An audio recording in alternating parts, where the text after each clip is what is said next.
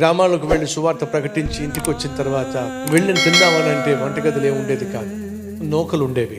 ఆ నూకలతోనే జావ చేసుకొని తిందామనుకునేసరికి అక్కడేమో ఇద్దరికో ముగ్గురికో లేక నలుగురికో ఐదుగురికో తినడానికి ఉండేది. ఇక్కడేమో 10 మంది ఉండేవాళ్ళం, అందరికీ ఆకలేస్తుంది.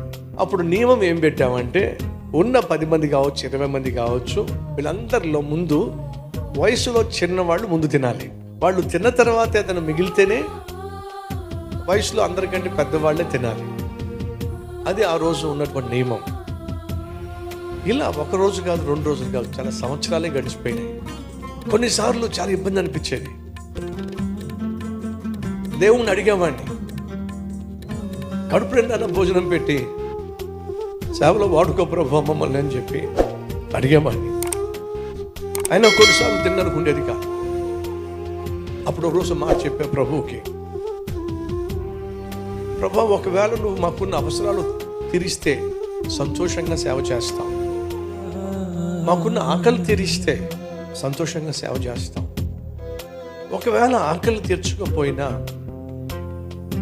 మాకున్న అవసరాలు తీర్చకపోయినా చచ్చేంత వరకు నీ సేవ చేస్తూనే ఉంటాం. అది ఆ రోజు నేను నా ప్రభువుకి ఇచ్చిన మాట. ఆ మాట నా ప్రభు విన్నాడండి. ఇదిగో ఇంత అద్భుతమైన సేవను దయచేశాడు.